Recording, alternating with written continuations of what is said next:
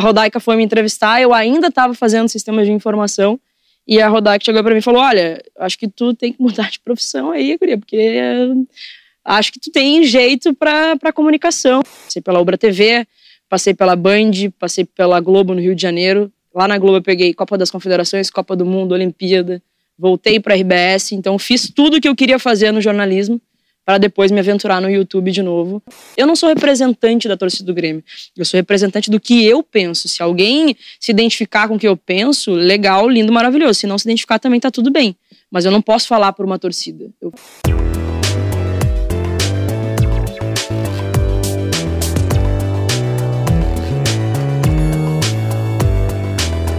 O Olhos Papo está no ar, sejam todos muito bem-vindos a mais uma edição do nosso podcast esse que vocês sabem bem é gravado no Rocket Club aqui em São Leopoldo. E antes de passar a bola para a nossa convidada, eu preciso fazer aquele lembrete super importante e que é gratuito, né? Que é o que? Se inscreve no nosso canal. Dá o like, ativa o sininho para receber a notificação quando tem vídeo novo. Isso é muito importante para que você não fique de fora de nada e que ao mesmo tempo nos auxilie, nos ajude a driblar esse dificultoso algoritmo do YouTube. E quem sabe muito bem sobre as dificuldades do YouTube, das mídias sociais, é a Kek, a nossa convidada da vez. Tudo bem, Kek? Tudo bem, Matheus. Prazerzão estar falando contigo aqui. Obrigado pelo convite. Finalmente, né? Tava encantado. Tava esse convite. Fazia um tempinho que a gente tava combinando aí, mas hoje foi. É verdade. A Kek a gente já tinha marcado diversas vezes, nosso querido Guilherme Biteco, produtor, ia e marcava e desmarcava algumas vezes por ela. Muitas das vezes foi culpa nossa, a gente confessa. Mas agora deu tudo certo. Estamos aqui no Rocket para fazer essa gravação. Estamos aqui também com o Anderson Cabelo nas câmeras, Matheus Giuseppe no áudio no canal de cortes. Também nosso querido Paulinho Tsarniak, que abre as portas aqui no dia que ele poderia estar em casa, descansando. Mas a gente fode ele, vem aqui fazer toda essa função. E antes de passar para a troca de ideia efetivamente, precisamos agradecer ao nosso querido SEMAI, autarquia aqui de São Leopoldo, que acredita no nosso projeto, investe, e por conta disso a gente consegue se manter produzindo conteúdo, acreditando nisso e tendo toda essa dedicação que tem. A gente sabe, quem é produtor de conteúdo sabe como é que funciona, que não é só sentar aqui, gravar e tocar ficha. Então, assim, são todos uns bastidores, são todos uns esforços, são todas as câmeras, equipamentos e afins, mais um pós-produção. Então, obrigado, SEMAI, autarquia que cuida da água e do esgoto aqui de São Leopoldo, que confia no nosso trabalho, aposta e segue nos apoiando. Obrigado, SEMAI. Mas vamos lá, Kek, tu que é youtuber também, podemos definir jornalista, correto? Sim.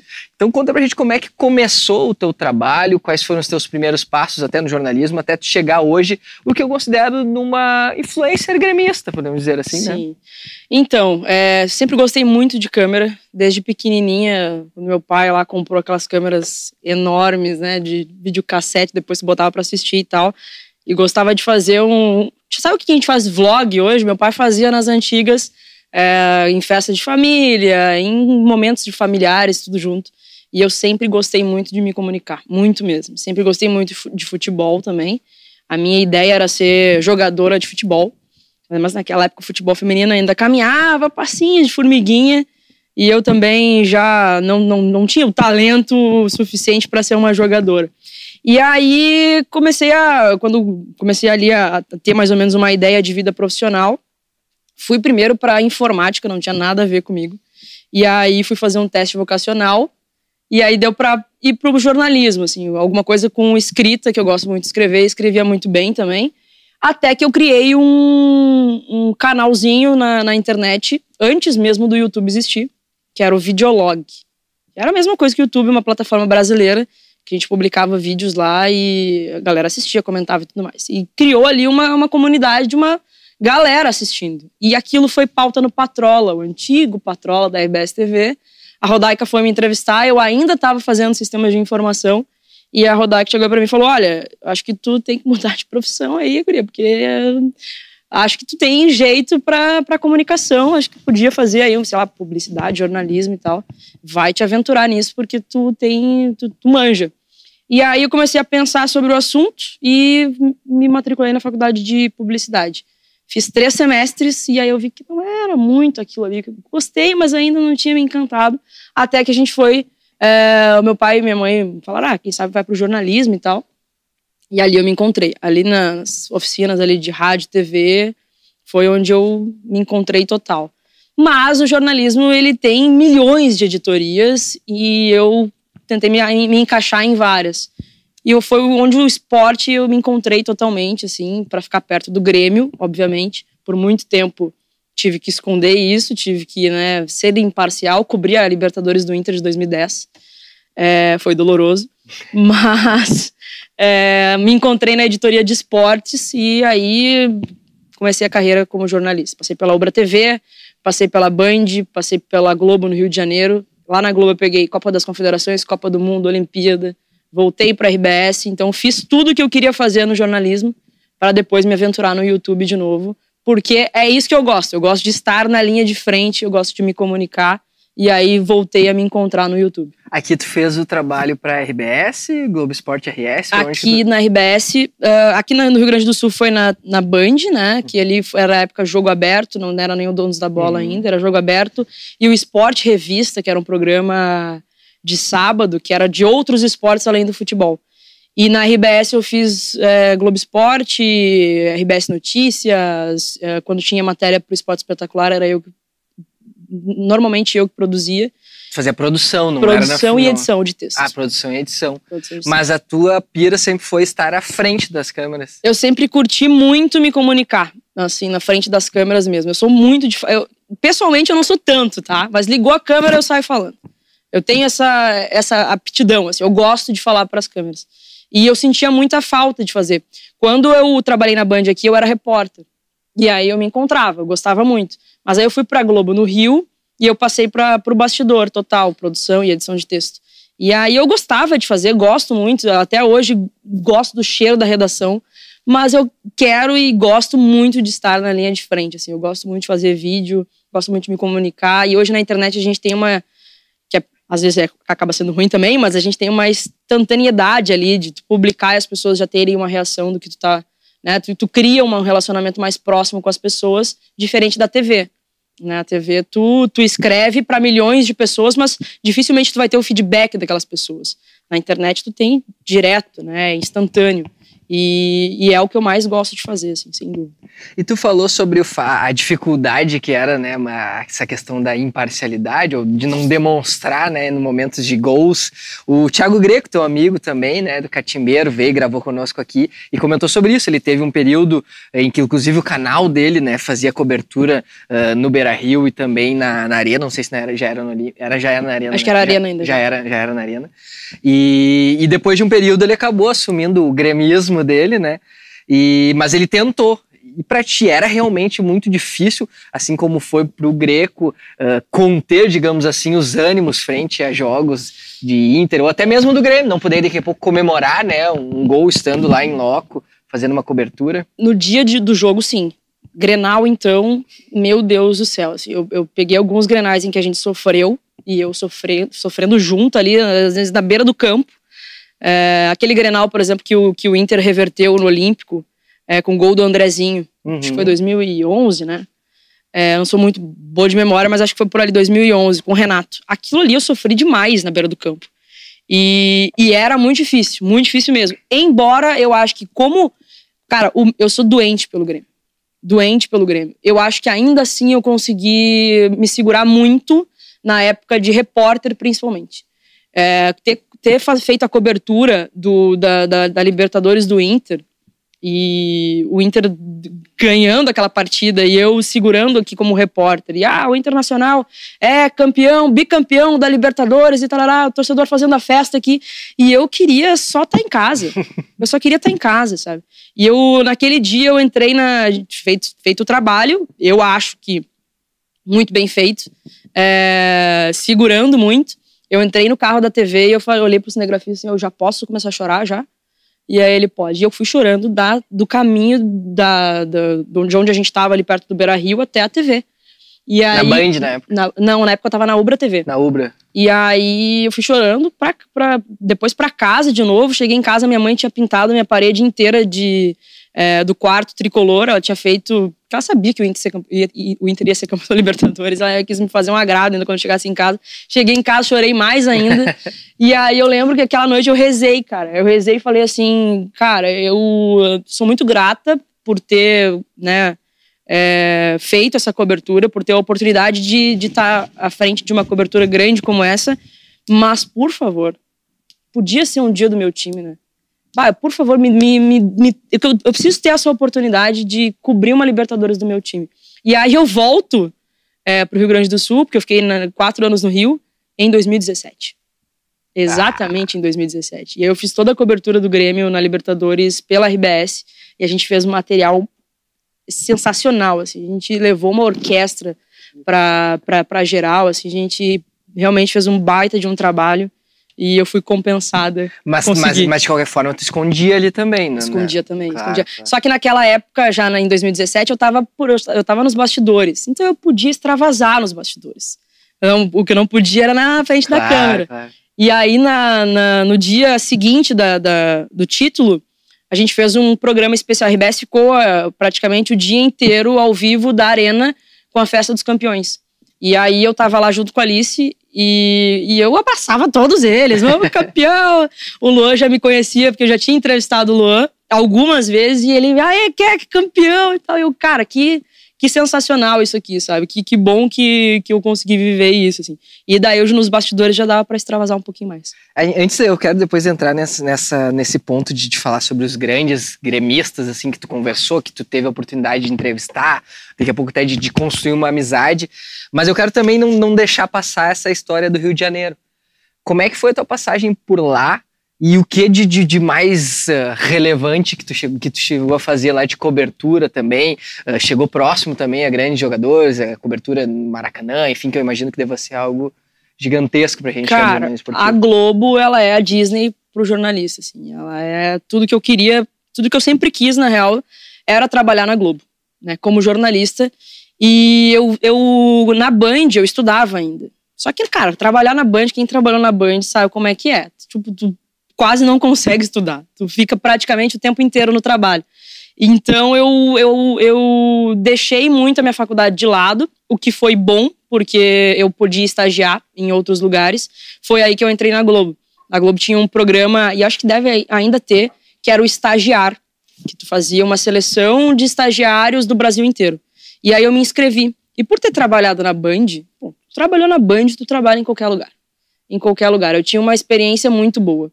E aí era uma seleção de, acho que eram 11 mil pessoas, 11 mil estagiários, e eu passei pra Globo, pro Sport TV e pro Globoesporte.com na época, né? Mas pra estágio, no caso? Pra estágio. E aí eu entrei como estagiária e depois fui contratada e tal, fiquei 4 anos. Eu peguei todo o ciclo de Copa das Confederações, depois Copa do Mundo e Olimpíadas no Brasil. Então, ter participado, eu peguei todos os programas da Globo. Eu peguei Globo Esporte, Esporte Espetacular, Corujão, Central da Copa, tudo que tu pode imaginar da Globo eu peguei. E foi, cara, a maior experiência da minha vida, assim. Se a Band foi a minha escola, a Globo foi a faculdade, assim. E durante a Copa das Confederações, tu lembra de algum jogador, assim, muito foda, muito ídolo, que teve próximo de ti, que tu teve a oportunidade? Ou tu tava mais na produção, mais dentro da redação? Eu tava mais na redação, mas eu fiz a Central da Copa, que era com o Thiago Leifert e o Caio Ribeiro na época. Depois, na Copa do Mundo, foi com o Escobar. Mas a Central da Copa foi muito legal, porque a Central já tinha estourado na Copa de 2010, né? O Thiago estava estourando ainda como um jornalista e a gente fez eram programas assim muito legais mesmo, que a gente repercutia logo depois dos jogos. Aquilo ali foi o que mais me marcou. A gente não teve contato com os jogadores, mas a gente tinha um núcleo ali que era, cara, a Disney pra quem tava começando, assim, como jornalista, que era só a galera, o creme de la creme do jornalismo. Pô, tu tava do lado do Leifert, do Escobar, do próprio Caio Ribeiro, que é um cara que tem uma caminhada muito grande de futebol. Como é que era esse contato com eles? Era uma parceria forte? São os caras legais? Muito, muito legais. O Thiago, nessa época da Central da Copa, vinha uma galera de São Paulo, que era o Caio, o Thiago e tal. E eles ficavam alocados no Rio durante todo o período da Copa das Confederações. E a gente fez uma família ali, a gente jogava bola, a gente jogou bola juntos. Joguei bola com o Caio Ribeiro, no mesmo time.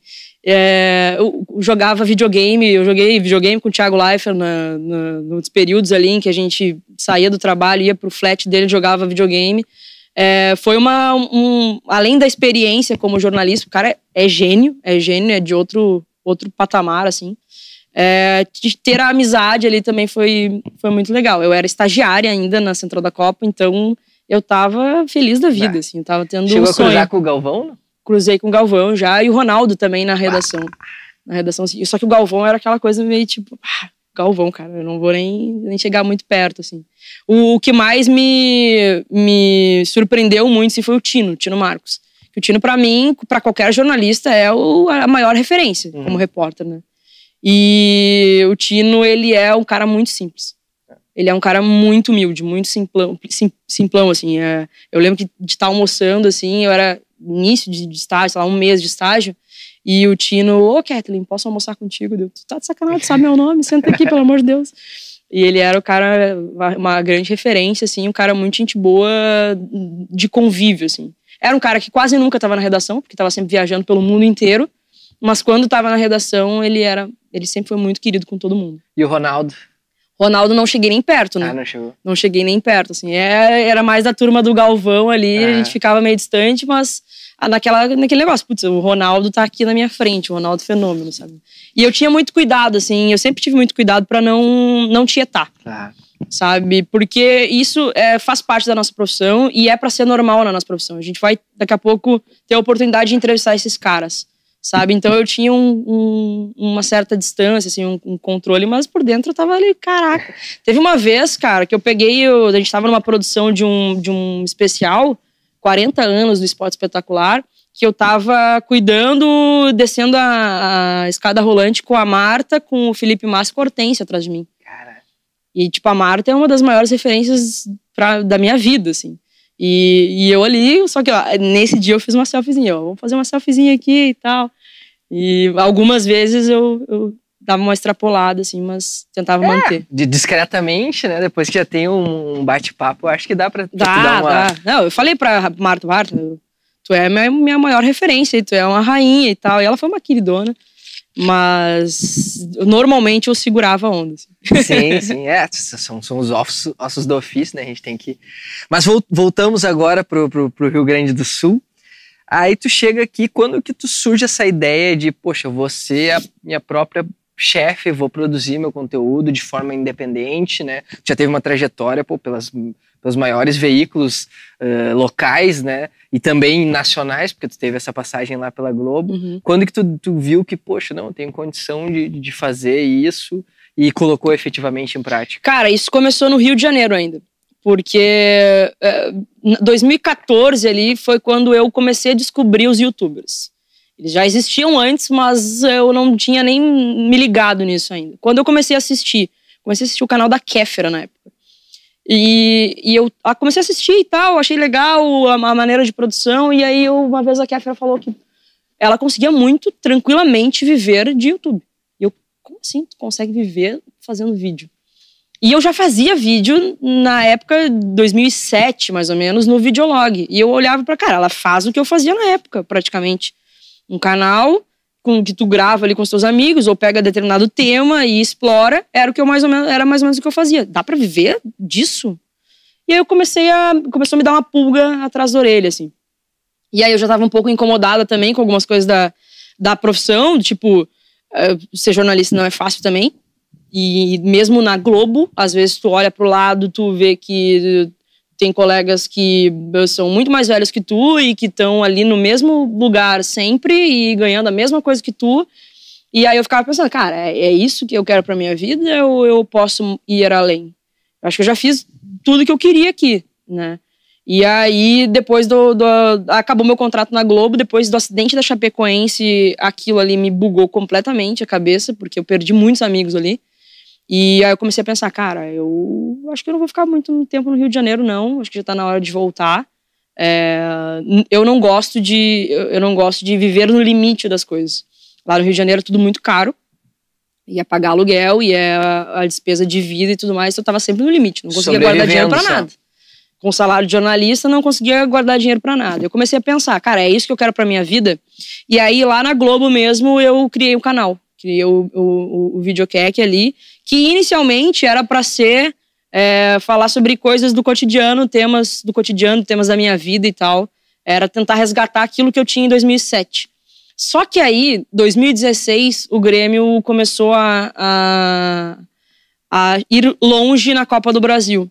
E eu morava no Rio.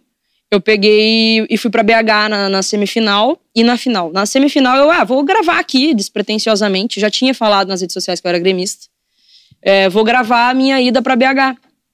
E aí gravei, fiz um vlog, postei. E aí começou a vir muita gente seguir e tal. E eu, cara, acho que tem algum negócio aqui. Tem alguma coisa aqui. Aí eu fiz aquela reta final toda.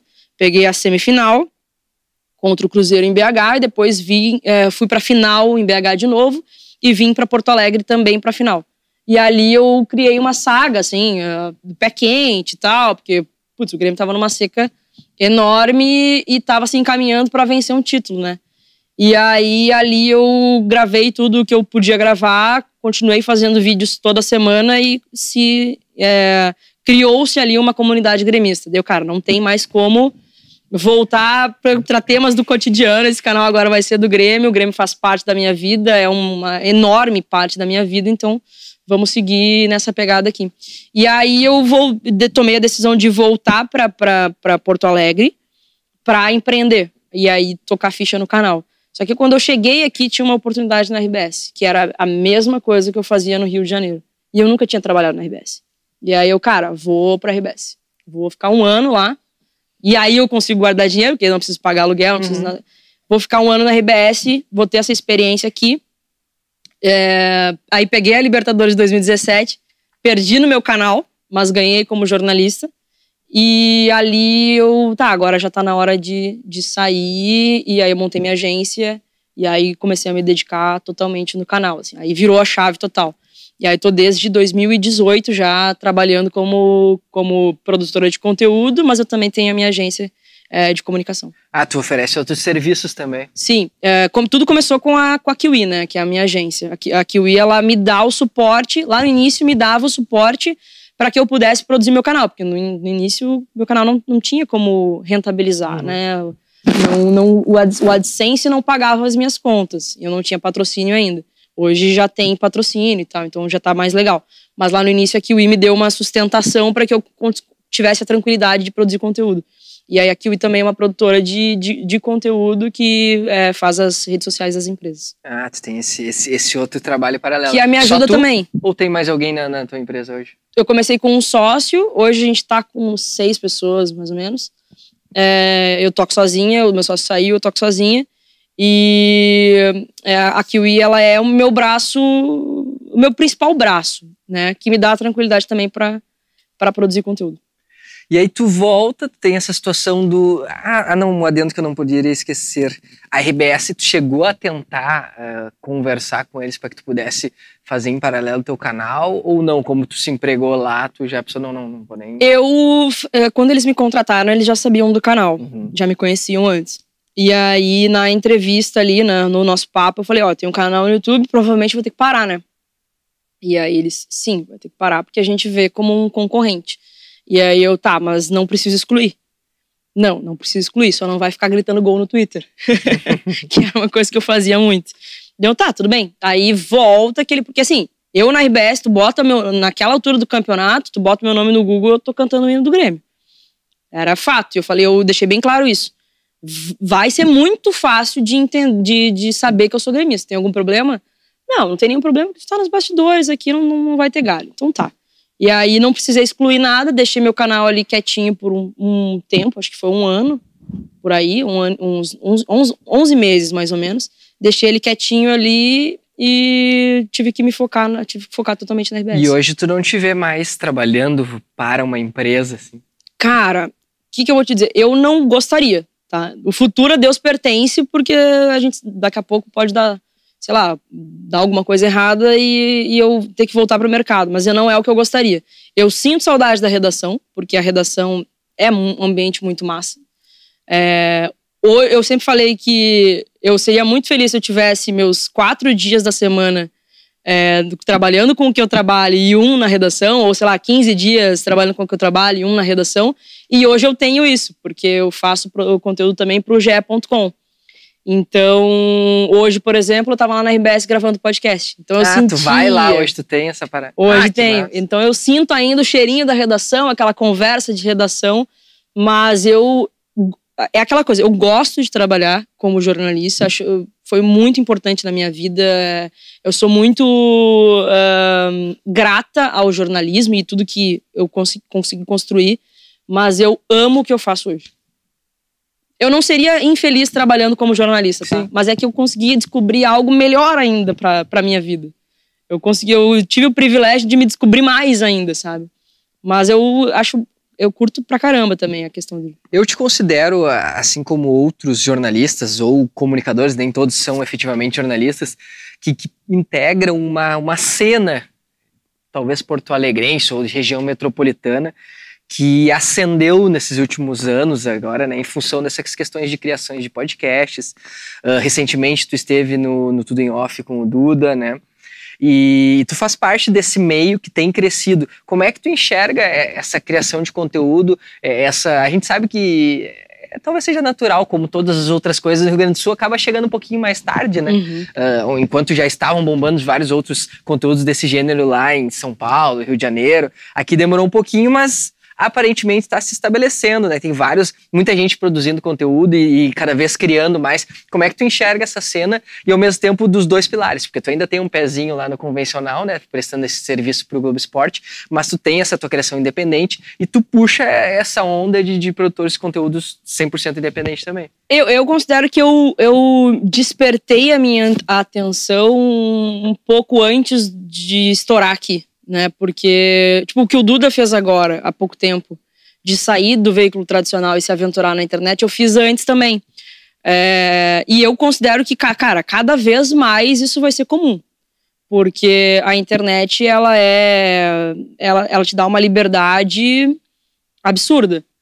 Tu vai ter que trabalhar muito, muito. Eu demorei 4 anos para começar a monetizar. Nem todo mundo vai ter esse tempo. Né? Tu vai conseguir. Eu tenho total noção dos meus privilégios. Eu fui privilegiada que eu consegui produzir durante 4 anos, mas eu tinha outras formas de renda para que eu não ficasse dependente do meu canal. Porque se eu ficasse dependente do meu canal durante 4 anos, eu morria de fome. Não tinha como. E muita gente não consegue fazer isso. Então, tu tem que ter noção de que tu vai trabalhar muito, que as coisas podem demorar muito para acontecer. Né? Se tu não é, sei lá, uma pessoa que saiu o Duda, por exemplo. O Duda tinha uma escola absurda, uma comunidade absurda que já seguia ele. Então, e ele trabalha muito mesmo assim. Mas ele já tinha ali uma galera que já acompanhava ele. Começar do zero uma parada onde quase ninguém te conhece é complicado. Tu tem que saber que tu vai ter que ralar muito antes de começar a render frutos. Com a experiência da agência, a gente vê que muita gente se engana, assim, muita gente, eu quero criar um canal no YouTube porque dá dinheiro, agora tá dando dinheiro e tal, mas não tem o tempo de maturação, não tem como esperar finalmente começar a render os frutos, porque vai demorar. Se tu não tem um canhão atrás de ti, vai demorar. E eu vejo que aqui demorou bastante, como polo, assim, de produção de conteúdo, demorou muito. Mas começou uma sementinha bem legal plantada, acho que pelo JB, o João Batista Filho, acho que foi um dos primeiros jornalistas, assim, que virou a chave do YouTube e começou a monetizar de uma forma significativa. E aí abriu um leque ali, depois veio o Baldasso, veio o Vaguinha, veio uma galera ali do jornalismo, o Duda, veio uma galera do jornalismo e concentrou as energias ali e viu que é um mercado muito interessante, realmente para monetizar, para te comunicar, mas para monetizar também. E eu acho que, cara, é um caminho sem volta, assim, vai ter muito... Eu acho que os veículos tradicionais vão perder muita gente ainda se não abrirem a cabeça, né? Esse negócio de exclusividade, se não mudar, vai perder todo mundo para a internet. Uns podem se dar muito bem, outros pode ser que não dê certo e queira voltar para o veículo tradicional depois. Mas se os veículos não abrirem a cabeça nesse sentido, vão perder muitos profissionais. Tu foi falando e eu fui enxergando a nossa situação aqui, né? Que a gente tá, agora em julho a gente fecha 1 ano, né, do nosso projeto. Obviamente, né, que nem tu disse, ainda a gente tá devagarinho, né? Não temos os holofotes, como tu mesmo comentou, que é um baita de um privilégio. Mas é uma dedicação, é um uma continuidade, é uma formiguinha a entender que talvez os números não vão ser, ou daqui a pouco eles chegam num mês e no outro eles já estão bem abaixo. Então é uma luta, né, que a gente está sempre debatendo para tentar melhorar e debatendo, pegando as estatísticas. Por que esse vídeo não deu legal, por que a retenção desse foi baixa. É todo um estudo e é sempre, né, a busca de respostas para tentar crescer, mas realmente tem que ter muita persistência.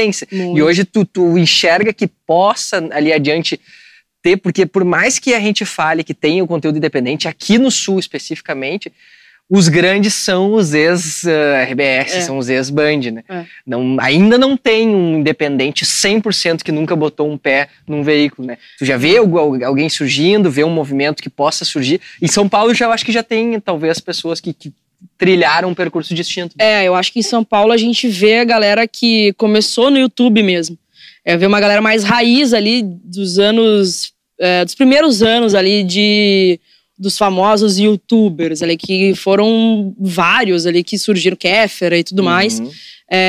Mas aqui é uma boa pergunta, assim, eu não me lembro, não tenho...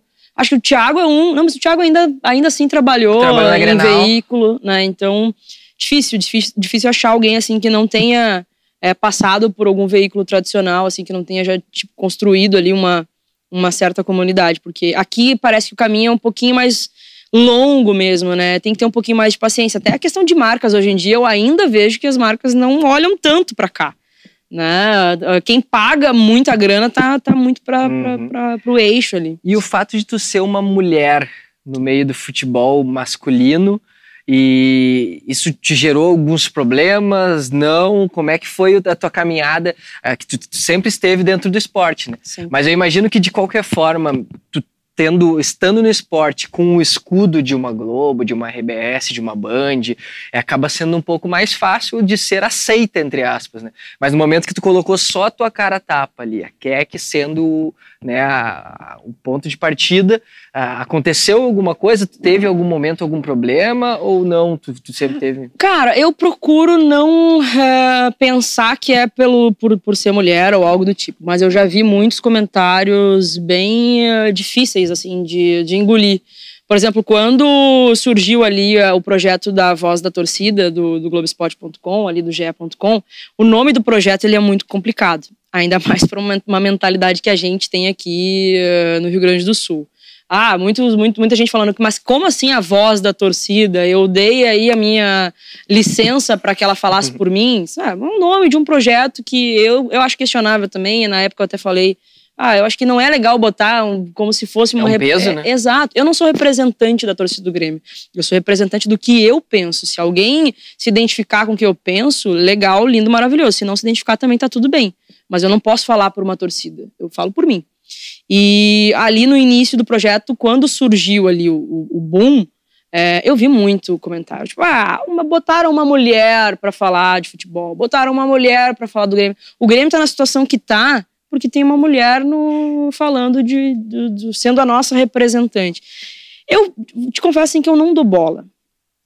Porque se eu desse bola e desse ouvido, eu não teria construído tudo que eu construí na minha vida profissional, sabe?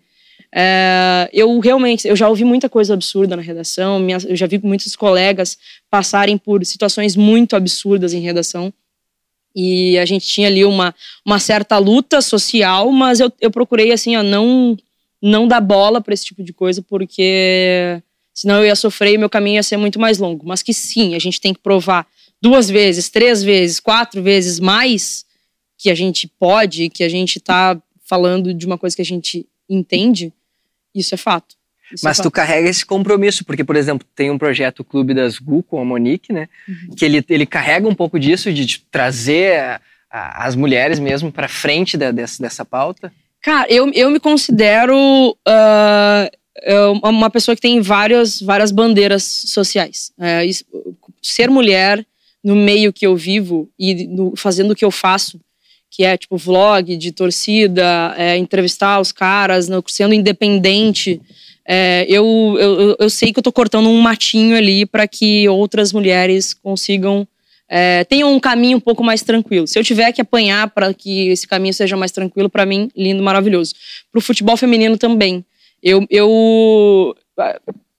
me sinto na obrigação de fazer conteúdo de futebol feminino, porque se eu não fizer, eu não sei quem vai fazer. Hoje, as pessoas estão tendo um olhar mais carinhoso para o futebol feminino. O futebol feminino cresceu. Ele também é um caminho sem volta. A gente vê veículos grandes, tradicionais, dando espaço. A Globo vai comprar a transmissão do brasileiro feminino. O Sport TV transmite o brasileiro feminino. Então está crescendo. Mas na internet ainda são poucos lugares que falam e produzem o futebol feminino. E eu vejo como uma mulher que joga bola também tendo a sua obrigação. Então eu me coloco na obrigação mesmo. Se eu não fizer, quem vai fazer? Então eu sinto uma obrigação social.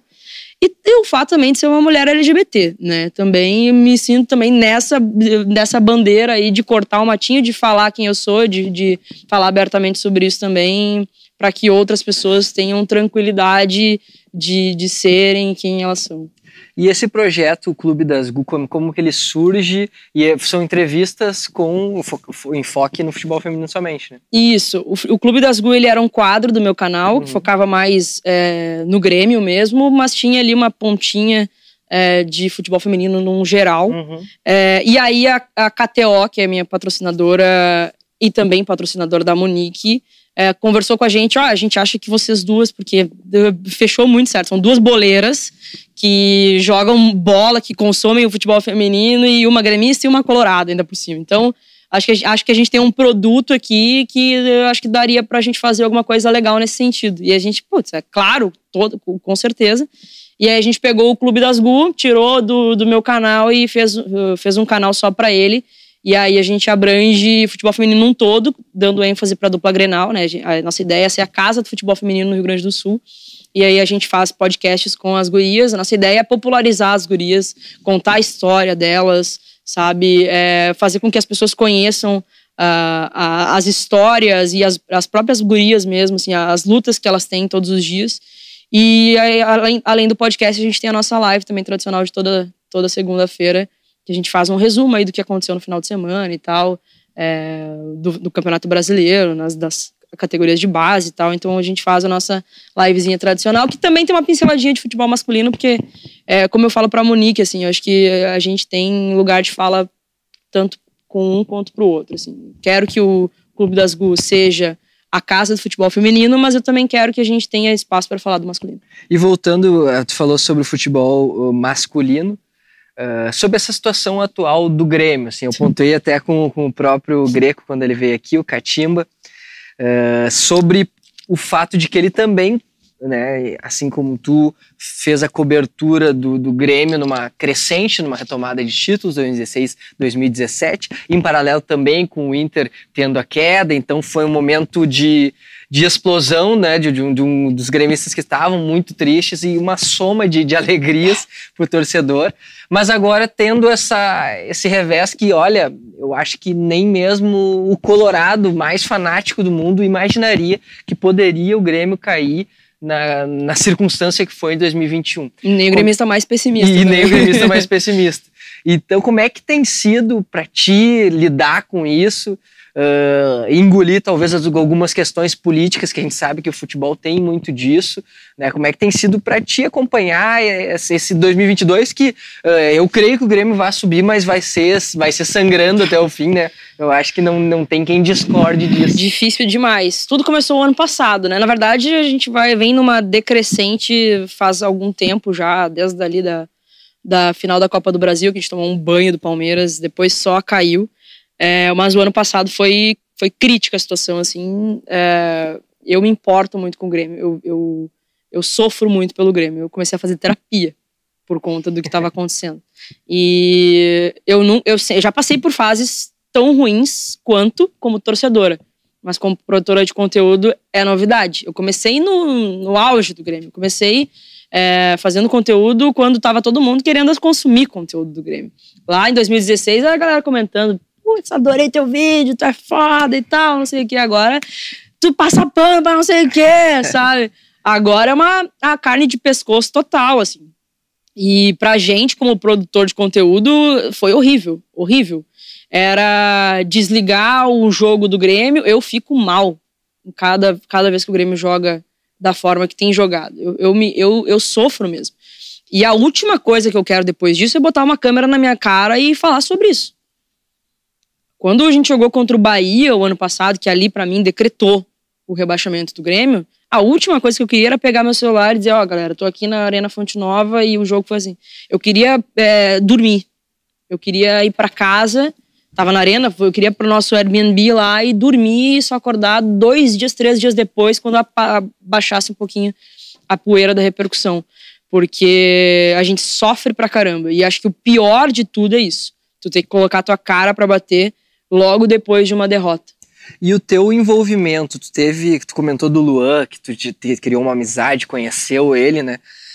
Conta dessas duas partes. Tu teve imagino que criou vários laços positivos por ter feito aquelas coberturas e sempre muito próximo dos jogadores. Como é que era a tua relação com eles antes e como tem sido a tua relação com eles agora? Porque naturalmente tu tem que ser um pouco mais crítica em alguns momentos, né? Eu não tenho amizade com nenhum jogador. Amizade do tipo, de estar... Na verdade, assim, o que mais se aproximou foi o Breno por conta da esposa dele. A esposa dele é uma querida e aí a gente já fez algumas coisas juntos e tal. Mas amizade de eles me contarem alguma coisa de que tá acontecendo, nada. Com o Luan foi o seguinte, em 2014 eu tava na Globo, o Luan surgindo no Grêmio, ele era uma das promessas da base do Grêmio e a gente tava fazendo uma série do Esporte Espetacular que era Promessas do Brasileirão. E aí o nome do Luan surgiu e eles me mandaram pra Porto Alegre pra fazer o Luan. E o Luan não trocava 2 palavras. O Luan era muito difícil de arrancar qualquer coisa do Luan. Eu lembro que eu cheguei no assessor do Luan e falei, olha só, a gente precisa fazer um trabalho legal com ele aqui, porque eu não vou conseguir usar nada da entrevista. E aí ele tá surgindo agora e tal, não sei o quê. E eu dei muita moral pro Luan naquele dia. Eu tentei descontrair ao máximo possível, assim, o máximo, vou tentar arrancar o que eu puder dele. E a gente deu volta no Olímpico, né? Foi na época do Olímpico, a gente deu volta no Olímpico e tal. E aí, foi no Olímpico ou na Arena? 2014? Já era Arena. Já era Arena. Era no CT. CT. A gente deu volta no CT e tal. A gente... foi bem legal. Uma gravação bem bacana. Não, mas eu acho que foi no Olímpico, sim. O Luan jogou no Olímpico? Jogou. Eu tenho uma foto dele dentro de uma salinha que tinha no Olímpico. Era no Olímpico, sim. E ele já tava no profissional? Já tava no profissional. Acho que foi 2013, alguma coisa assim. Uhum. E aí ele tava surgindo com o Felipão, se eu não me engano. E aí eu nunca vou esquecer que o meu cinegrafista falou assim, cara, esse menino, se ele vingar, ele vai lembrar muito de ti, Kek, porque tu foi muito querida com ele, tu foi muito legal com ele. Tu veio lá do Rio de Janeiro pra fazer uma matéria com ele como se ele fosse uma promessa e tal. E eu acho que ele vai lembrar de ti. E eu fiquei com aquilo na cabeça. Eu espero que esse menino lembre de mim mesmo futuramente. E depois teve várias outras oportunidades também que eu consegui entrevistar ele. Mas nada muito próximo. Ele sabia quem eu era, mas nada muito próximo. E quando o Luan tava pra sair do Grêmio... 2017 eu entrevistei ele também na RBS. Fiz matéria com a camisa 7 e tal. Já tinha tido um contato maior com ele. E quando ele tava pra sair do Grêmio, eu já tava com o meu canal. E aí eu sou muito Luanete, assim. O Luan, pra mim, ele foi um dos caras que foi fundamental pra essa retomada do Grêmio. Foi um cara que brigou por nós, assim, dentro de campo e fora dele, com as provocações do Sacha e tudo mais, toda aquela parada ali. E eu me identificava muito com o Luan, assim. E aí eu falei com o assessor do Grêmio, na época, o JP. Cara, eu acho que o Luan vai sair. E eu preciso muito conversar com o Luan, preciso muito entregar um carinho pra ele. Eu quero que o Luan saia do Grêmio entendendo a importância que ele teve pra gente. Porque o Luan passou por poucas e boas aqui, né? E aí eu queria que o Luan saísse entendendo o que aconteceu, o que ele foi significativo aqui. E aí ele, Kek, vai ser muito difícil que tu consiga falar com o Luan. Todo mundo quer falar com o Luan agora. Deu, cara, mas faz o seguinte, fala quem é. Diz que sou eu e tal, ele vai lembrar de mim. Eu lembrei daquela entrevista, ele vai lembrar de mim. E aí deu 5 minutos, o JP mandou, ele topou. vamos fazer e tal, não sei o quê. E aí a gente fez um quadro com uma homenagem para ele, com a coroa de reizinho e tal, e eu pedi diversos vídeos de torcedores falando o quanto ele era importante para mostrar para ele naquele dia. E ele chorou na entrevista, foi muito legal. Foi a última entrevista do Luan com a camisa do Grêmio. E ali foi uma parada muito legal que eu considero assim, um dos grandes feitos do canal, assim, que eu consegui falar pro Luan o quão ele foi importante para a torcida do Grêmio. Logo depois da entrevista, ele me chamou no Instagram e pediu o vídeo. Ele pediu o vídeo que a gente tinha mostrado pra ele porque ele queria guardar de recordação. E aí eu falei, tá, vai embora, né? Certo que vai.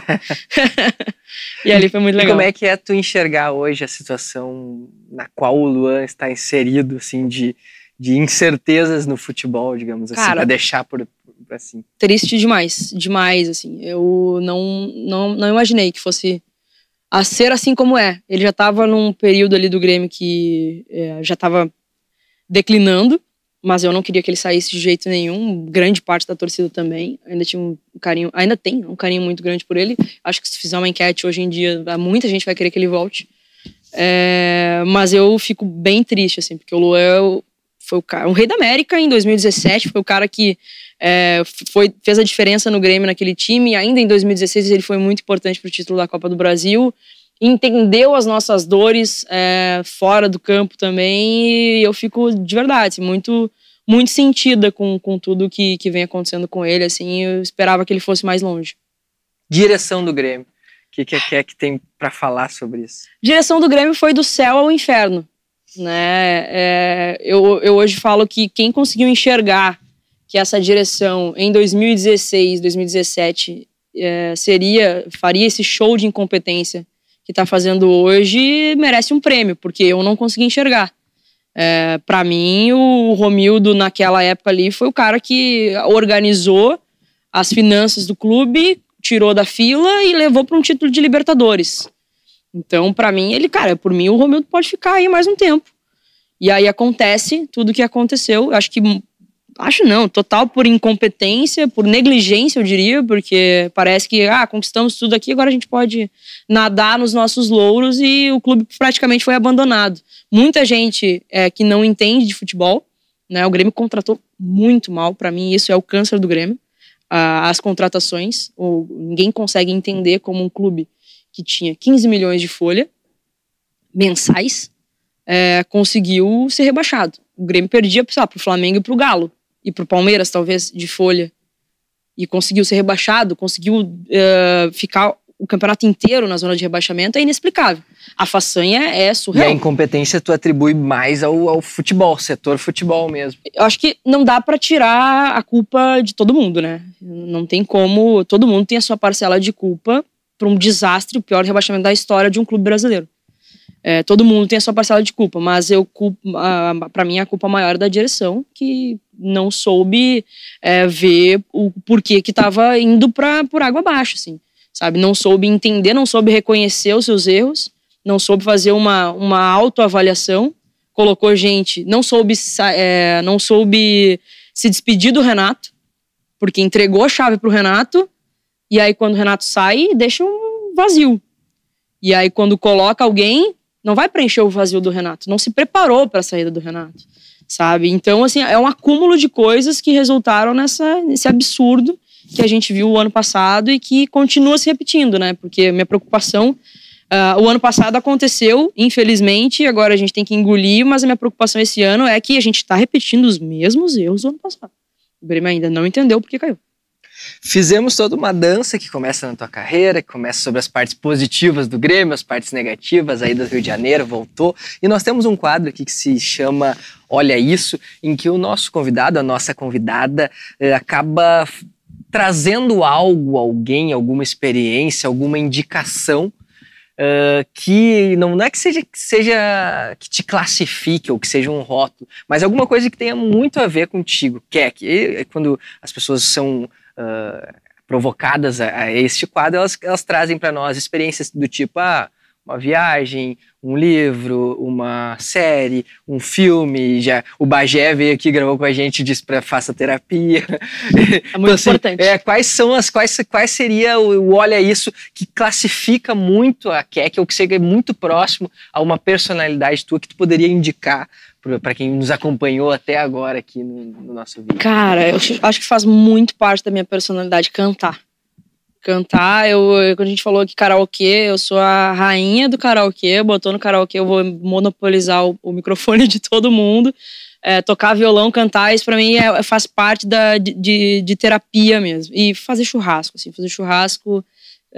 tá no meu top 3, assim, Mais uma carne mais bem passada, não que nem aquela do Duda. Cara, pior que eu gosto do ponto, pouquinho mais do Duda, assim, um pouquinho mais que a do Duda, mas o do Duda eu como tranquilamente, pra mim é o boi berrando mesmo, assim, eu gosto de carne vermelhinha ali, é o único vermelho que eu gosto, na real. Então, olha, isso daqui pega um violão, assa uma carninha e toca eu vou falar, é sertanejo, eu gosto de sertanejo. Toca um sertanejo. Marília Mendonça, quase sertanejo. Espetáculo. Então, muito obrigado por ter topado. Finalmente saiu essa nossa troca de ideia aqui no Rocket. E como mesmo falou, tu gosta do microfone, gosta de cantar, vai ter que vir às quartas-feiras aqui no Rocket, que tem o karaokê. Vi que rola, Evidências rola ali. Evidências pode. E se tu der eu acho uma negociadinha ali, eu acho que sai uma Maríliazinha. Mas eu gosto dos rockzinhos antigos também, curto muito. Sai. Obrigado, Keck. Eu que te agradeço. Obrigado mesmo. Obrigado a todos que vieram até aqui.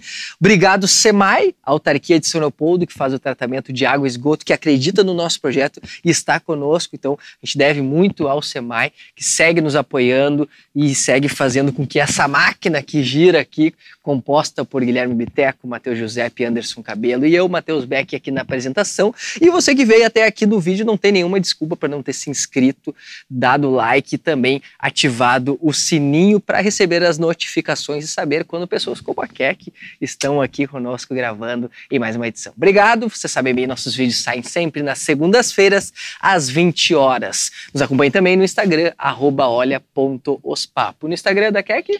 @Keck. @Keck com Q-U... Q-U-E-K-I. Q-U-E-K-I. Obrigado, até semana que vem. Grande abraço a todos, valeu!